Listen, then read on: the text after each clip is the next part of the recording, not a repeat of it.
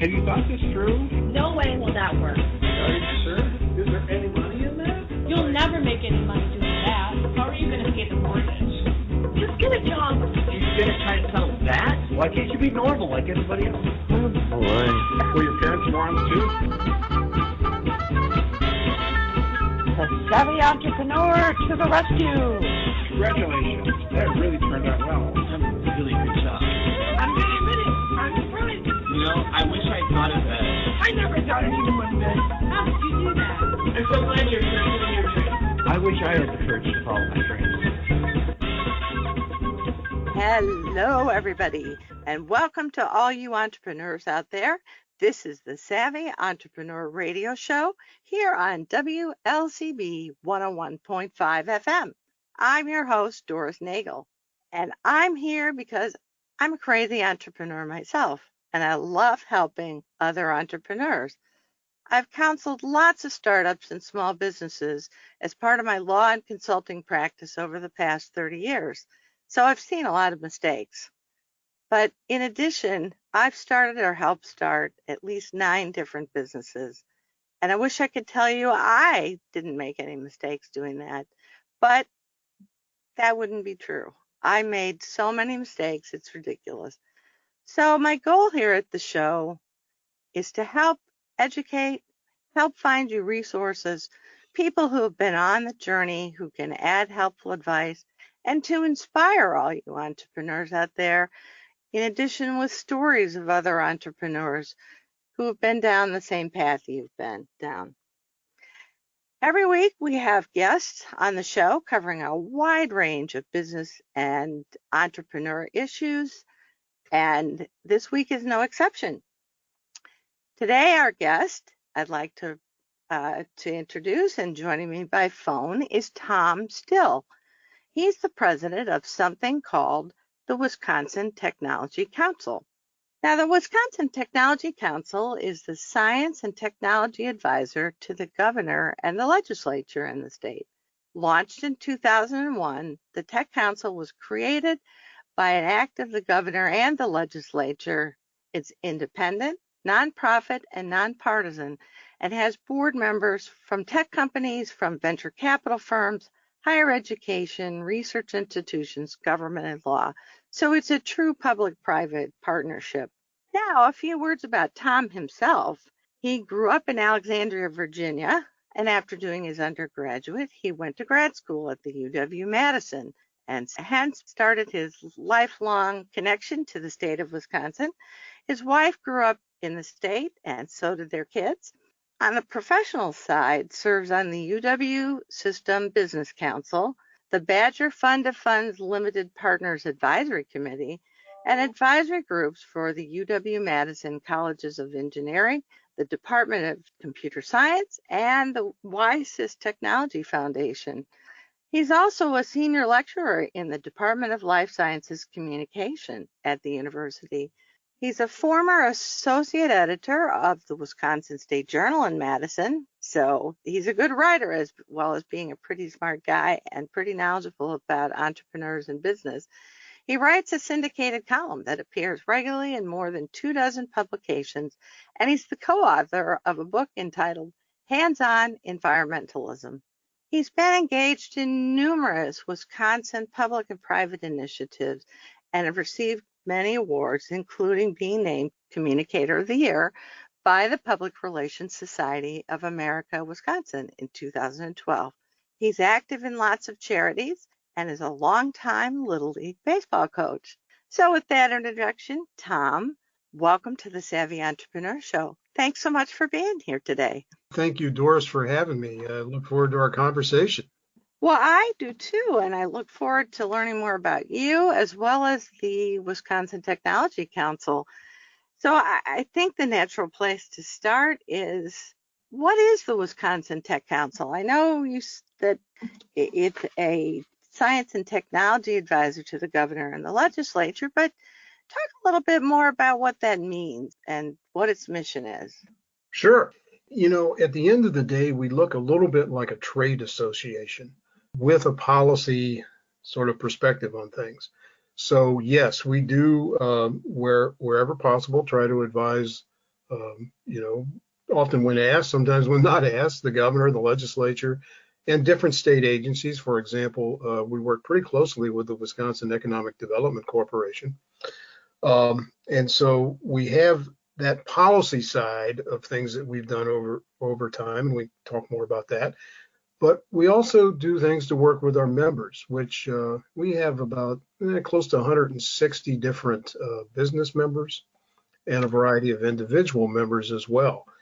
And for them, I think the things that we do that are valuable are on the policy side, but also on the networking and communications side of things. And so we do a variety of different events and contests, such as the Wisconsin Governor's Business Plan Contest, which we started in 2004. We do conferences, such as our upcoming Wisconsin Entrepreneurs Conference. And, you know, other things that help connect investors and entrepreneurs, which I think is one of the most important things that we do. So think of us, again, as maybe a trade association with a policy hat, but we engage in networking, communications, and hands-on work with entrepreneurs. That's a broad mission, and obviously an important one, given how many small businesses make up our economy, not only in Wisconsin, but everywhere. How did the organization get started? Why was it created? What gaps was it seeking to fill? Well, if you go back in time, then Governor Tommy Thompson in the late 90s and right around 2000 had become aware that there were other tech councils or things like that in other states. And there was a lot of conversation at the time. And I remember this because I was still in the newspaper business around what Wisconsin's new economy would look like.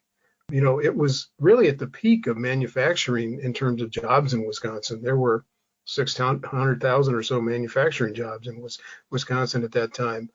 But there was the beginnings of a real live tech sector, especially in life sciences. So out of something called the Wisconsin Economic Summit, which was organized by business and the UW system, there were more conversations about the needs for the state. And I actually moderated those summits. And so I remember then talk about the technology sector and what was needed and what was involved. And out of that came the Tech Council. And then I was still, like I said, I was still in the newspaper business at the Wisconsin State Journal, but was drawn over because despite the fact that I'm not what I would call a deep tech expert in any given discipline, but I do know how to pull things together, how to organize, how to help with across different kind of public and private lines. And so that's how we got started. We officially came on in 2001 and I joined it in 2002. You talked about how you got involved. Why did you get involved with the program? The why was, I think, in part because in part for me, I was just ready for something different. I felt like I had done a lot in the news business, and I had become more interested, more steeped in working on the business side of the whole equation, not only with communications, but well beyond. And then those economic summits, when I moderated those, and this was 99 through 03, if I recall, they were, I thought they were important pieces. So I got involved because I thought it was an opportunity to be a bit more of an entrepreneur myself. I mean, when this started, it was me. You know that feeling, right? Yeah, it takes a lot of energy and dedication and vision and persistence and just chipping away at things when you're all by your lonesome trying to build something. Yeah, that's absolutely correct. And so I was just drawn more and more toward the entrepreneurial side of things. I had done some entrepreneurial pieces within the newspaper business itself in terms of setting up some different pieces that led to more confluence in that industry, you know, in terms of the merger of different technologies. But this was an exciting opportunity, and so I was glad to jump in and did so with both feet. Well, talk a little bit about some of the programs and the resources that you offer at the council. You touched on policies, but and maybe you want to talk a little bit more about that, but I know you do a number of other things. Sure. And let me start with policy because it is a really important facet of who we are.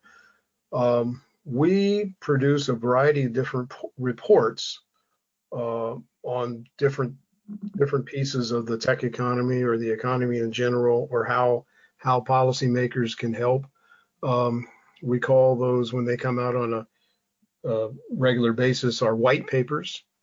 We have done papers over time about STEM education, about the value of research in Wisconsin, about broadband, about other pieces that are just all connected to how this can be a much more successful state. And so we meet with legislators, we meet with others about those kinds of priorities and try to push on it a little bit. We advocate where we can, and just try to make sure that a lot of voices are heard. And we do so a bit at the federal level as well, especially with members of the congressional delegation here in Wisconsin. So other pieces of the program, we have 3 major conferences. Our Wisconsin Entrepreneurs Conference is coming up June 4th, and that'll be a virtual conference. So we got a great platform for that, and we feel really excited about how it's going to turn out. In March, typically we hold our Wisconsin Tech Summit, which is essentially a speed dating event between emerging companies and major companies that might want to have some kind of strategic relationship with them. And then in the fall, we hold our Wisconsin Early Stage Symposium, which is an investor-focused conference with presentations by a number of young companies, usually about 40 young companies. So those are 3 conferences we do. We run the Governor's Business Plan Contest, as I mentioned earlier. Yeah, is that part of one of those 3 other events, or is that in addition to those 3? It culminates at the Entrepreneurs Conference. So that'll be wrapping up by June 4th. And it begins with 200 plus entries that we get from around the state. And then it boils down to what we call the Diligent Dozen. So our top 12, in 4 categories: advanced manufacturing, business services, IT, and life sciences. And out of that, there are category winners and a grand prize winner. Wow. It begins in January, and so we walk people through different stages to get to that point. So it's about a 5-month process overall, because we learned some time ago that it's better sometimes to walk than run right away. For many of the folks who have good ideas, and they begin by writing about 250 words, and then they go to 1,000 words, and then finally a full business plan, and then the oral presentation. So very much staged. Well, so are there resources to help these companies that are pitching to kind of, I'm sure some of them are just phenomenally polished from the beginning, but there's probably a lot that have a great idea, but just maybe don't have the polish that they need to really pitch their idea effectively. Correct. It's much more the latter, that there are really some who are just naturals, I would say. But because to enter this contest, you have to be a pre-angel or pre-venture capital company. By definition, they're going to be newer companies. Right. And perhaps newer entrepreneurs. Yeah, and with less experience, probably doing this sort of thing or presenting their ideas articulately in front of a fairly significant audience.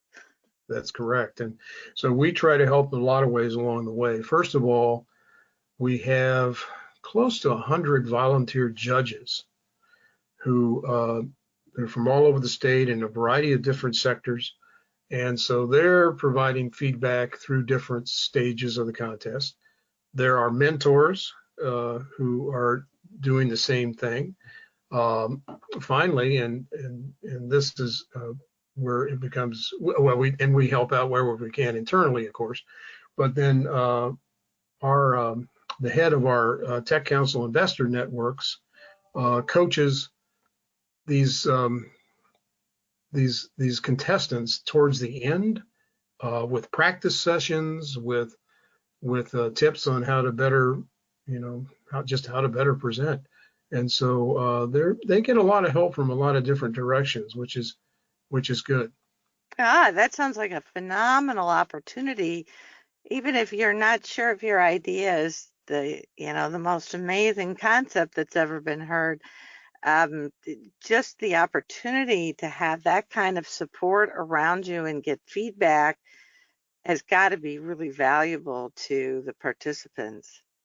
Yes, it's there are prizes involved, and those are nice, but the big thing that when we have checked with participants over time, what they value the most is the kind of advice and sort of consulting in a way that they receive, and then the exposure that they get from the contest itself. They feel like they meet people and who can help them in their businesses in ways that that perhaps they couldn't have done before.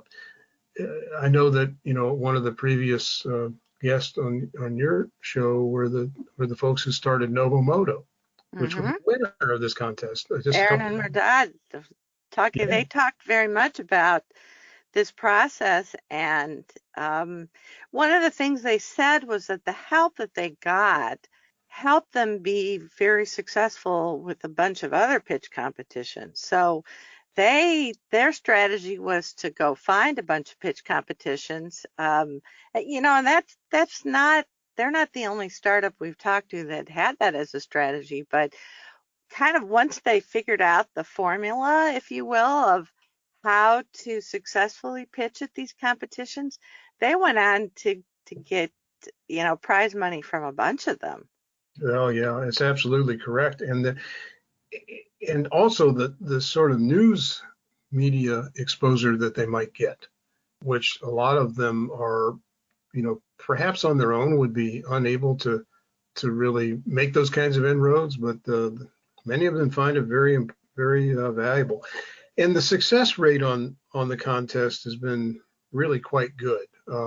As I noted, we started it in 2004.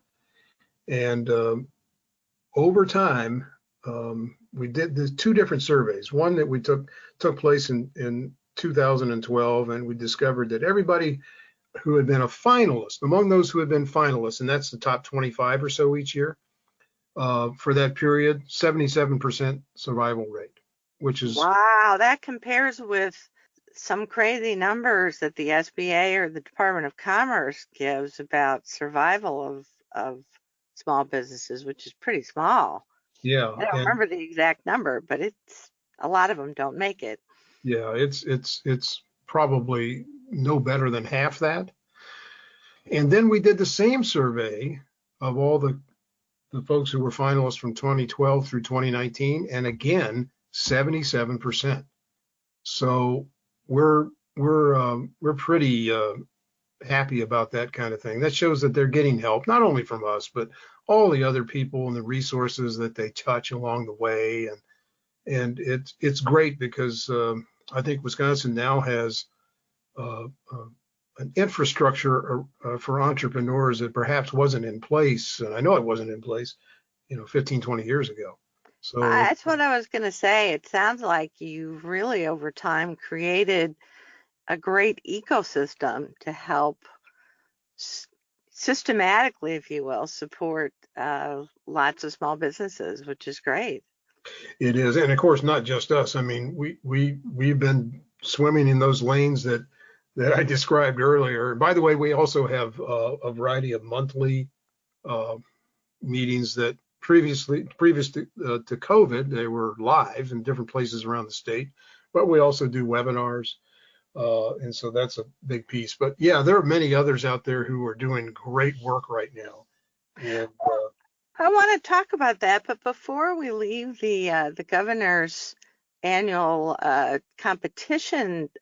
I'd love your feedback and thoughts from over the years. What you think makes companies most successful in these pitch competitions? Let me start by saying things that I think that are often common mistakes.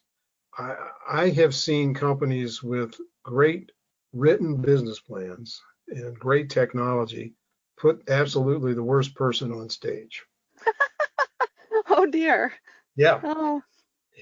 Find somebody who's going to be a presenter who, within the organization or your board of advisors or whatever it might be, who can connect with people.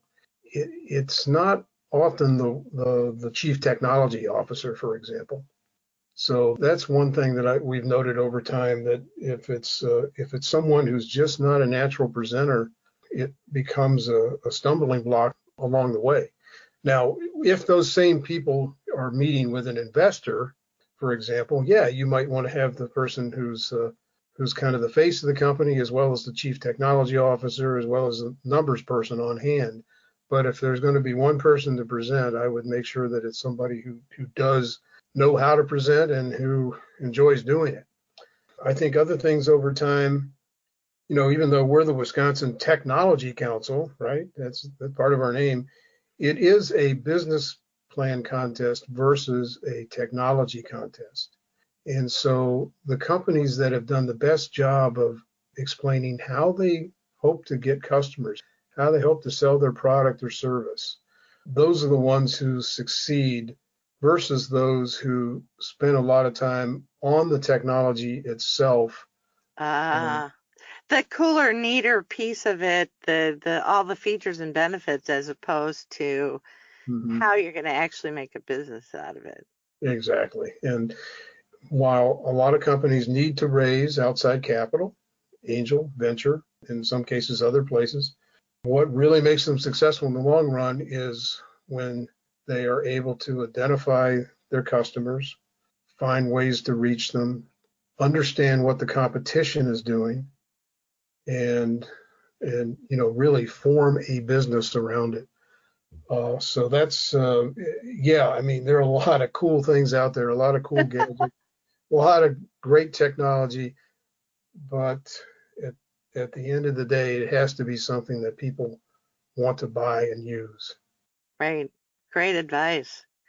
You mentioned, I guess you alluded to the fact that the Wisconsin Tech Council is part of an ecosystem that's been steadily growing in Wisconsin to support entrepreneurs and small businesses.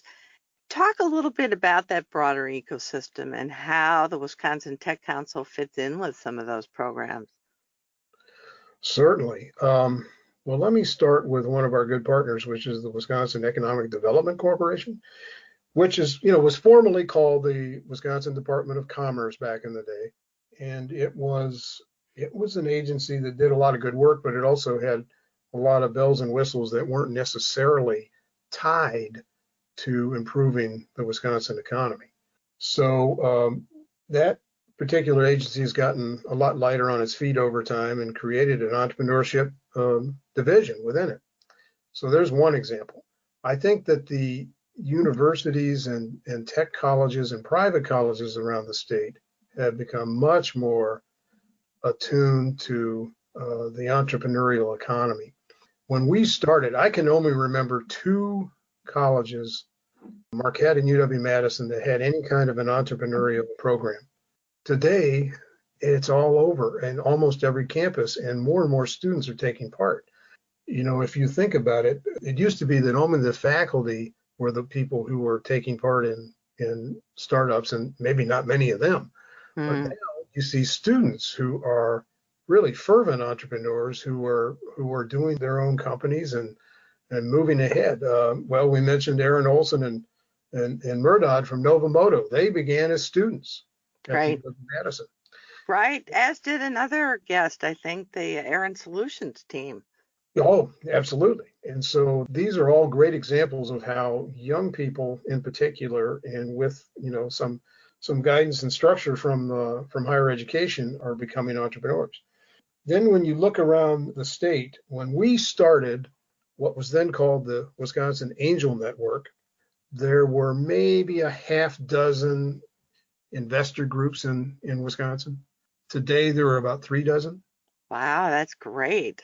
Yeah, and so there are a number in the Madison and Milwaukee area, as you might imagine, but then spread throughout the state. And that has led to more opportunities for not only those investors, of course, but for the young companies that they might have in their portfolios.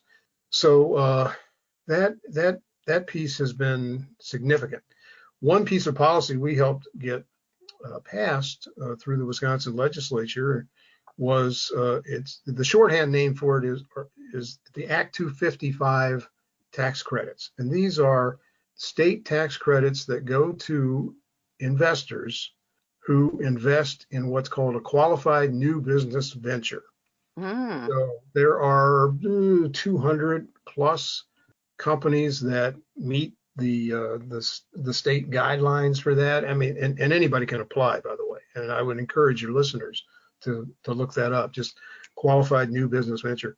And those who are certified, their investors are eligible for a 25% state tax credit. And so that's potentially more money in the pockets of those entrepreneurs because the investors can afford to invest more.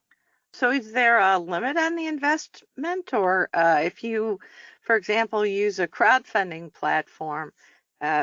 We had Steve Deinhardt on not too long ago talking about his Moolah Pitch crowdfunding platform. Right. I mean, if you invest that way, do you still get the tax credit, or is this only through some other form of investment? Yeah, it's only through qualified investors. So crowdfunding doesn't qualify for this.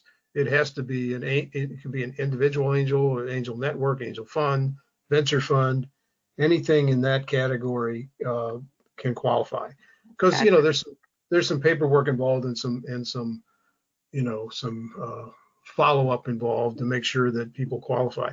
The maximum of investments that can qualify for the credits is $12 million. And we actually were instrumental in getting that increased recently from the 8 million previous cap, which had been in place for a long time, and inflation alone had kind of eroded on that. But wow. Well, for a lot of companies, though, that's a lot of money. That's a lot, especially if you're starting out. That's a lot. Yeah. And Tom, I'm going to ask you to just hold your thoughts for a second. We need to take a quick break for station identification and a word from a few of our sponsors. We'll be right back, folks, with Tom Still, the president of the Wisconsin Tech Council. This is Doris Nagel, the host of the Savvy Entrepreneur Radio Show. We're back talking with Tom Still, the president of the Wisconsin Tech Council. Tom, before our break, we were talking a little bit about the tax credit that's available in Wisconsin for investors of small businesses. And you mentioned that the amount, I think, has been increased, and that's been a very successful program. Talk a little bit more about that. Oh, sure. Before the break, we were talking about that the total amount of eligible investments would be up to $12 million. But as you noted, not very few companies are going to start there, right? And so there's really no lower limit on the number of qualifying investments as long as a company gets those kinds of investment dollars from an angel or a venture capital firm. And over time, it has been extremely successful, leading to a lot of new companies, a lot of companies being growing, which is what we want ultimately, is for those startups to survive and prosper and add jobs and value. And so it's really been a nationally emulated program as well. Some states basically carbon copied it and have use it as one of their own tools.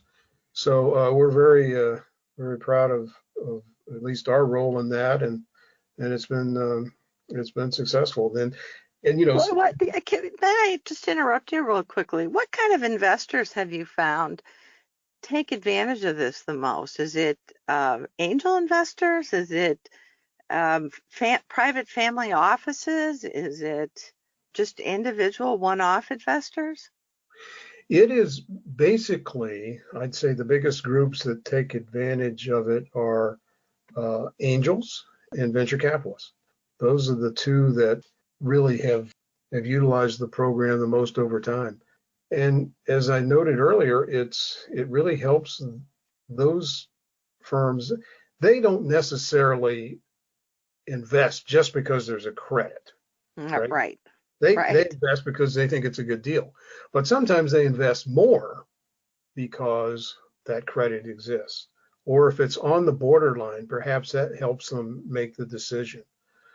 We have seen really a steady and very healthy increase in overall investing in Wisconsin. Within a couple of weeks, we're going to release a report, and here's the headline now. You're getting it first. Yay! In 2019, the total amount of angel and venture capital investment in Wisconsin reached $454 million. Fantastic. And that was up from about 300 and some in the previous year. Now, yes, some of those were big deals, like $100 million deals. But at the same time, it represented 123 companies that received such investments and continued what we think is a great trend toward larger investments, which are growing larger companies and really building on our entrepreneurial base. So that report will be out soon, and maybe at some future time we can talk more about it. Yeah, I'd love that. I'd love to hear some of the success stories, and I'm sure some of our listeners would as well. I mean, you alluded to the overall success that 77% of businesses that have gone through the pitch competition continue to be successful and are still in business. Elaborate a little bit on some of those successes. Sure. Let me talk about some companies that I think at least are examples of how this has worked over time. A company that actually entered the contest 3 times before eventually winning it is Vector Surgical. They were formed in Oconomowoc, and they do kind of what their name suggests. They do a different types of surgical instruments and margin markers that are used by surgeons. Well, since that time, they're now in business in all 50 states and in a number of countries. And so that's been a really good example. A company that was on the forefront of electronic health records, and in particular for the optometry industry, was Revolution EHR. That was eventually acquired. And then a company that actually, I'm sorry to say, they didn't do all that well in the contest because I think the concept was so new, is what's called today Eat Street, which is the delivery service for. And so kind of like Grubhub, right? Yeah, kind of like Grubhub, only they would say better. And I'm sure they are. And so, I mean, collectively as a group, these companies have raised more than $200 million in angel and venture over time, and they had employees, and they just, they're just generally successful. So, yeah, on our website, which is WisconsinTechnologyCouncil.com, I think people can find more information about some of those companies over time. Great. I encourage people to go to the website and poke around. It's a very helpful website with tons of great information out there. Tom, you've been with the Wisconsin Tech Council really since it started. What are the accomplishments of the Tech Council that you're most proud of? I'd say if there's one overriding accomplishment, it would be that we have been a part of helping to, I would say, rebuild as much as anything, because there were a lot of entrepreneurs in Wisconsin back in time, even going back a century ago, of rebuilding the entrepreneurial spirit and economy in Wisconsin. And I think within that specifically, it's been on pieces like on the policy front, where, as I noted, we were a part of the investor tax credits. We were a part of really getting it implemented, the Badger Fund of Funds, which has been making a lot of investments around the state, and a variety of other policy pieces that are tied to human capital as much as investment capital. So that's been important. I think our connections and our ability to connect between investors and entrepreneurs has been a big piece and continues to be a valuable part of moving the sector ahead. I think in general, giving the sector a voice where we can, because it was a new sector and a lot of people just didn't think that much about the tech side of things, even though it was touching them on a regular basis. But I think that's been that sense of community, I think, that we've helped to build. So those are some general accomplishments I think that I feel really good about. And our staff is tremendous in working in all of this. They have been invaluable in all kinds of steps along the way. And many of them have gone on to do other things that are entrepreneurial themselves. So we're really lucky in that way. It sounds as though the Wisconsin Tech Council, I don't want to put words in your mouth, but it almost sounds like you've taken on the role of the connector. I mean, what I see, for example, in Wisconsin's sister state to the south is lots of pockets of different things that help entrepreneurs, but really a lack of the connection and creating the community. And I think Illinois' situation is probably more typical than the Wisconsin community that has been created that you've described. Mm-hmm. I think in general, you are correct. In Illinois, much bigger state, a lot of great resources, right? But at the same time, there's not as many folks who might play the kind of role that we do. And again, the rest of the infrastructure in Wisconsin is so strong. I mean, I think of, accelerators like Generator that didn't exist X number of years ago and other pieces like that. But yeah, we do try to provide a connector role and an overview role that we think is helpful. It exists in some other states and regions, but not, universally everywhere. And personally, I think that's really important. Having been an entrepreneur and worked with lots and lots of them, one of the common themes is just, people say, oh, there's lots out there. There's people out there that'll help you do that and this and that. But, it takes a lot of persistence sometimes to put together all those pieces and try to figure out who's the right person to help me do this. So to the extent that there is a vibrant connection between all these organizations and a sense of helping and not so much worried about who's stepping on whose toes, I speak from personal experience, that helps the small business person so much, because a lot of it is bewildering to a lot of them. Mm-hmm. I think one of the things that might be a little bit of our secret sauce is the fact that we are an independent nonprofit, but we understand what's happening in the public policy world. We work with investors all the time, but we don't run a fund. They run the funds, and we're Switzerland. We're just trying to make sure that the pipeline is filled with good ideas for them to investigate. We communicate, and we try to do so quite broadly, not just about what we're doing, but what others are doing. For example, during this COVID period, we've turned our newsletter into a daily, Monday through Friday product, because there's so much going on that we feel the tech community and the entrepreneurial community need to know about. Fantastic. Yeah, I think that kind of standing that we have and we have carefully maintained over time is a good, healthy part of what we do. Looking back, how do you think the council has evolved? I mean, what have you learned along the journey, and how's the council responded to it?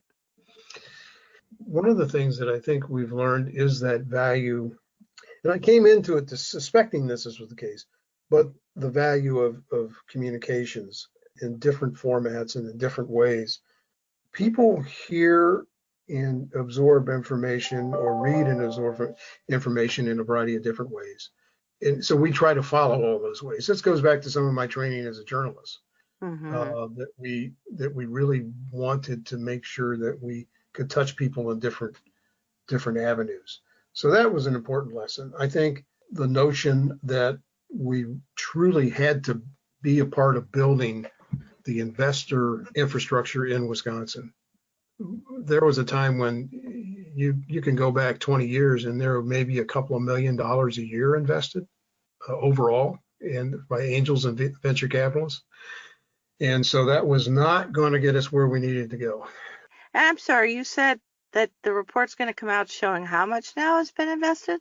North of 450 million last year, 2019. So 2 to 450 million is quite a ramp up.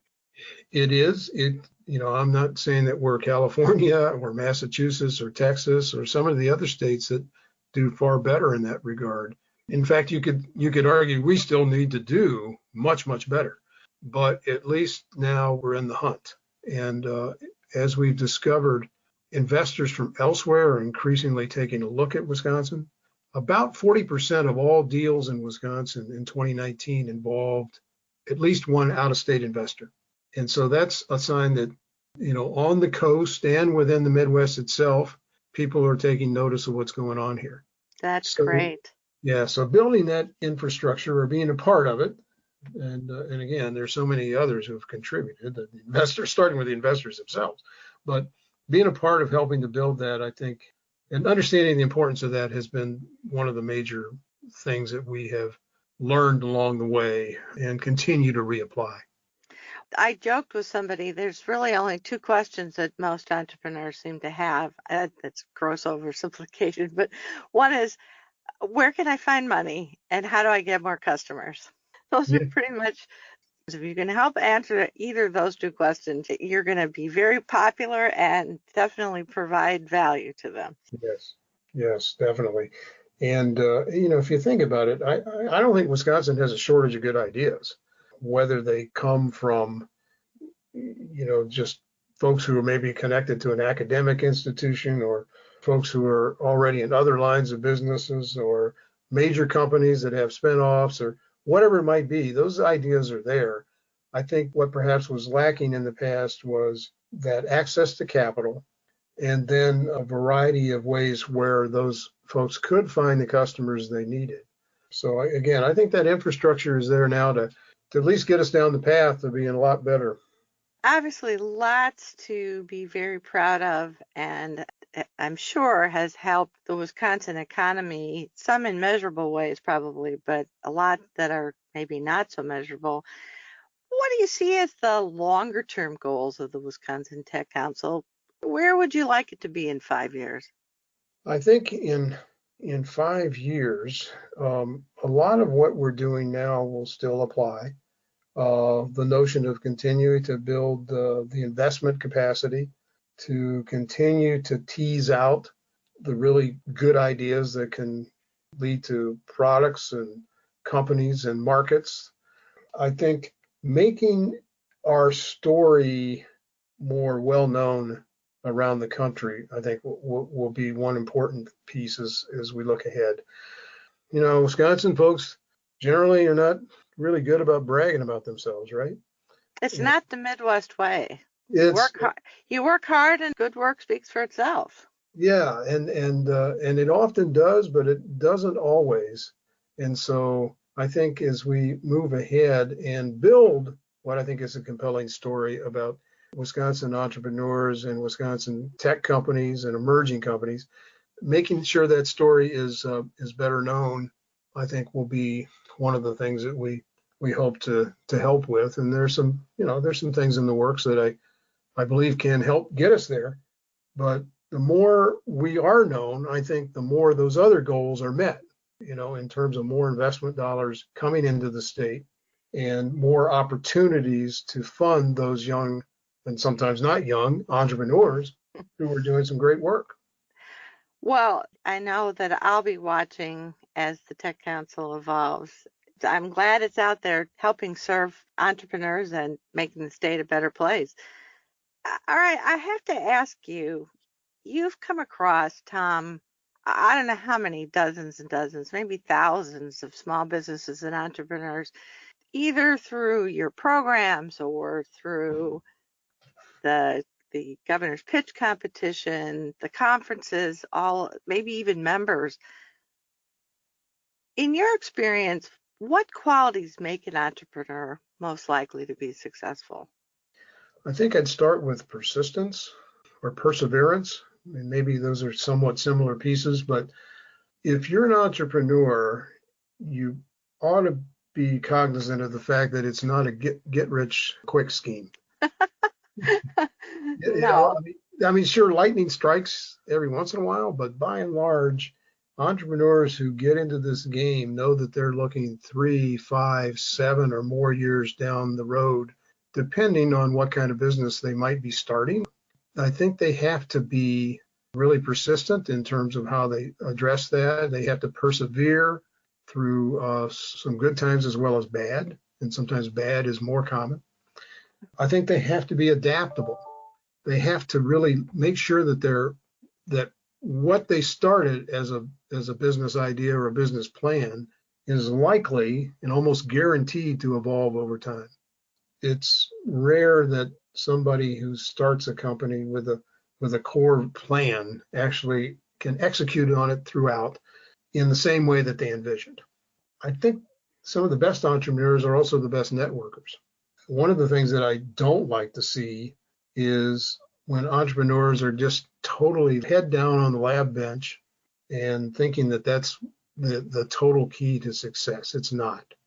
You know, if you think right now about around the COVID crisis, well, the entrepreneurs who are probably going to do well in terms of raising investment dollars or gaining more customers are those who already had relationships with investors and or customers.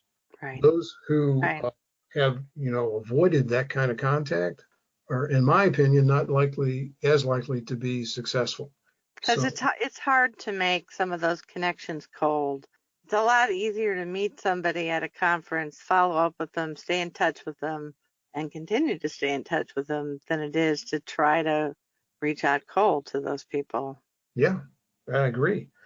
And I think good entrepreneurs are good storytellers. They're the folks who, if you do meet them somewhere in an elevator or a conference floor or whatever it might be, or these days online, they can tell a story about what they're doing, what their product is, what their company is, what their service is, and really grab you that way. And so I think being a good storyteller is a big part of it. Well, so if I'm an entrepreneur, but I'm not very good at networking or storytelling, or maybe I'm not good at persevering very much, does that mean I'm doomed as an entrepreneur? I mean, which of those qualities do you think can you actually develop? I wonder about perseverance. I think most people, either you're wired up to be a person that just keeps pushing away at things, but I don't know, maybe you can develop that. Yeah, I think some people can, but I think you're also right that some people are wired that way. And those are the ones who maybe, become entrepreneurs because they know they have those inner qualities. But I think the key to that is if you don't have a certain quality that may be a part of things, find somebody who does. And that doesn't have to be necessarily somebody who is hired as an employee or brought on as a consultant, although that's a great way to do it too. But sometimes you can build advisory boards, and those advisory boards may be made up of people who are good networkers, good communicators, as well as people who are good at some of the other nuts and bolts of building a company. Entrepreneurs can't do it all by themselves, in my experience, and nor should they necessarily try. When they go about building a team, probably the first thing they should do is look for people who bring other talents to the game, not people who have the same talents that they do. And so that's one way of overcoming that. Yeah, you're right. Not everybody's a natural networker. Or a natural presenter, or right. Good at telling a story that's compelling, Yeah. Yes, that's all correct. And so, but if they can find other people, especially if they form even an informal advisory board, it doesn't have to be a fiduciary board.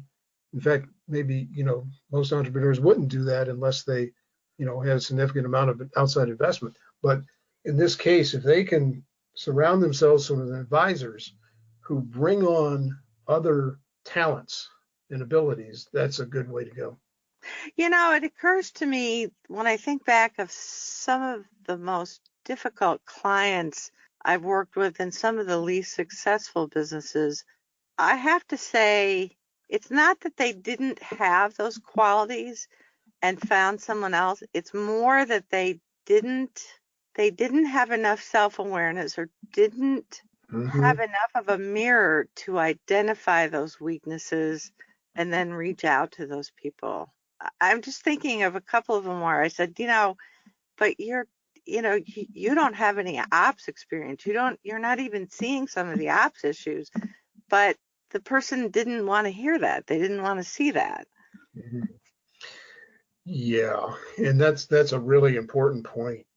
Having that sense of awareness, maybe that's the first step towards what I just described, which is, surrounding yourself with other advisors and who can help out and provide talents and abilities you don't have. But maybe it only begins with having that ability to look in the mirror and say, you know what, Tom, you're not the best ops person, or something like that. Right. I think that most entrepreneurs are smart enough to know if they say, I'm really not very good at presenting. Maybe I need some coaching on that. They're smart enough people. They'll figure out how to find somebody to help them get better at it. But if they don't want to hear or see the weaknesses, that's a much more difficult problem to overcome. It is, and it's part of. It gets back to we were talking earlier about the Wisconsin infrastructure. It's part of the value that entrepreneurs can receive by being maybe involved with an accelerator or involved with a co-working space, or I'm thinking, for example, like Starting Block in Madison, or involved in perhaps university-related programs around entrepreneurism. They can see what others are doing and perhaps learn by that experience and increase their self-awareness that way. Well, there's obviously a lot of great resources and a growing ecosystem in Wisconsin, which is fantastic. Tom, I warned you the time was going to fly by, and so it has. Yes. We're basically out of time. Before I let you go, though, I'd really love for you to share with listeners the best way to get in contact with you or the Wisconsin Tech Council to learn more about the programs and services that you offer, or maybe just to chat with you about any of the things that you've touched on today. I think that the best way in the front door really is our website, which is Wisconsin Technology Council, and that's COUNCIL.com. And there you'll see, different ways to contact us and review our programs, review some of the things that we do. Those are the best ways that people can sign up. And, they can become members as well. That site is set for people to, if they like what they see, they can move on to the next step. And I hope lots of you listeners will take the time to do just exactly that. That's our show for this week. I want to thank all of our listeners, but also a special thanks again to our guest today, Tom Still, president of the Wisconsin Technology Council. Tom, thanks again for being on the show. Doris, it was a pleasure. Thanks for all your good work. Thank you. You'll be able to listen to an on-demand recording podcast of today's show, along with other free information and resources for entrepreneurs. You can go to the Savvy Entrepreneur Radio Show page at lakesradio.org or to my consulting website, which is www.globalocityservices.com. Be sure to join us next Saturday when we'll have another great guest on the show. But until then, I'm Doris Nagel, wishing you happy entrepreneuring.